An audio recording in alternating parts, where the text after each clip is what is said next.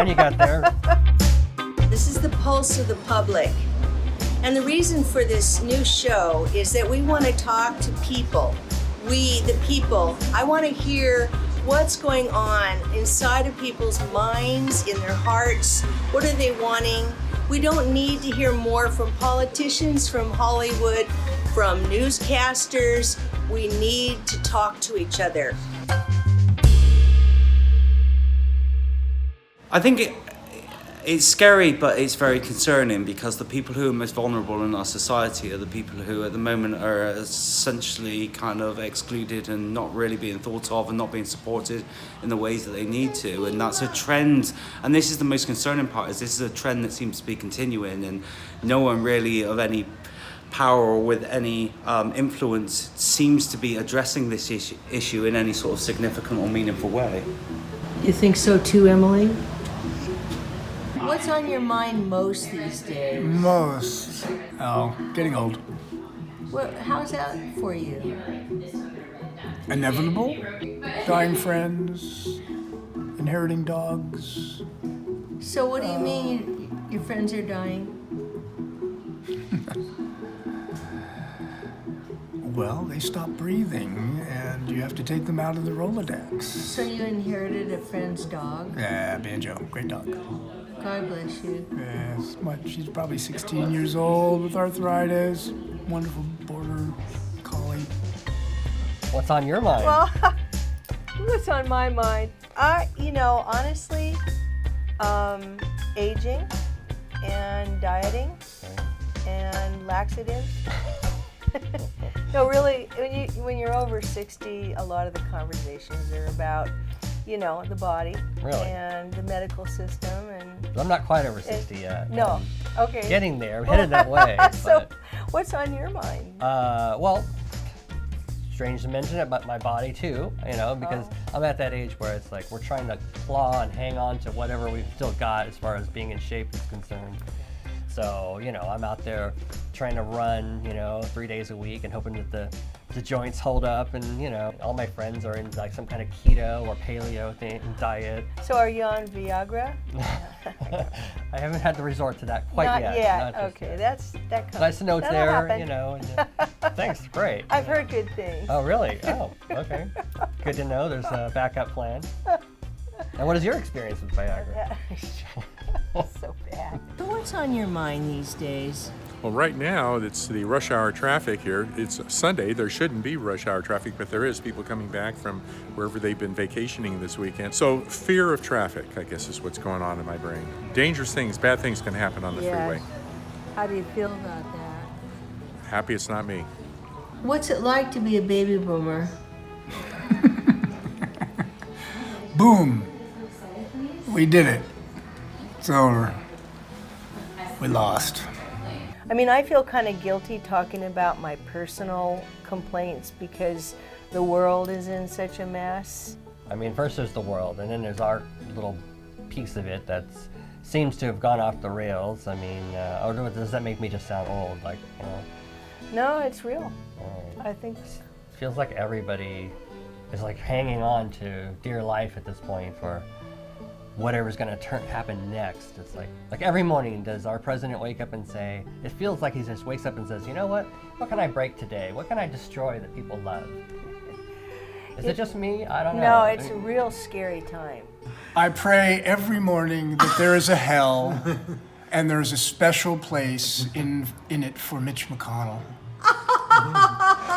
And the last thing that my poli-sci professor said to me, he said, everything that I've taught you, don't worry about, because if our government wants to change another government, they're just going to shoot them. So all the constitutional this and that, and it didn't matter. Yeah. If you want somebody out, they're going to shoot them. Yeah. World politics and American governance are completely different things. Yes. Are we powerless? Do we think, we are. Individuals We are powerless. Individuals are powerless. This but is not funny, really. collectively, Yes, I vote. Well, but is this a democracy? It's a plutocracy. No, vote is barely adequate. No, it didn't happen. And last time we switched to votes. Okay, now we've got all this stuff about Mueller and this thing about his report, right? Right. everybody's jumping up and down about the fact that, okay, he didn't indict Trump. You know what else he said that was probably more important than all this stuff about Trump? He said that, yes, the Russians definitely did hack our election system.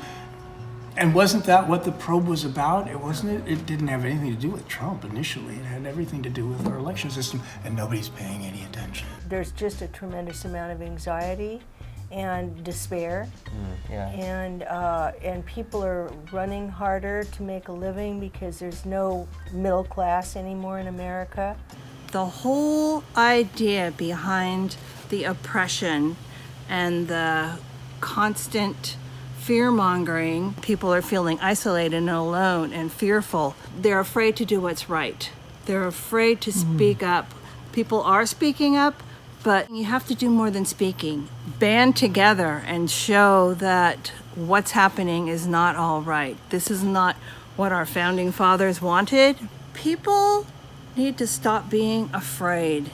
So what's on your mind these days? Love, I guess. I don't know. My girlfriend. It's going wonderfully. Yeah, she's amazing. So, yeah, newly dating. I guess not newly. 5 months. How'd you meet? At the gym.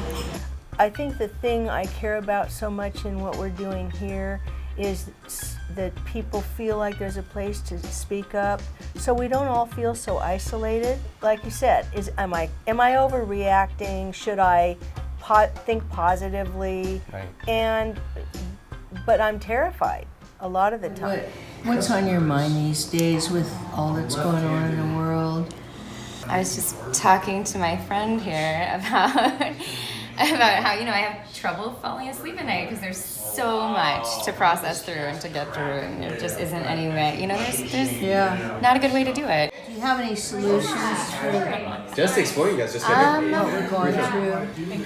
Therapy? Therapy. I'm into that. I'm a therapist. Honestly, yeah. It's so beautiful. You can talk to your friends, and that's always therapeutic and helpful. But at the same time, there's things that when you just really want to unload and get things off your chest, you don't always want to put that on your friends. And so, there's somebody that you can do that. It's your job is to just allow you to get through all of that and work through all those things and talk about more like those a things. green apple, like a.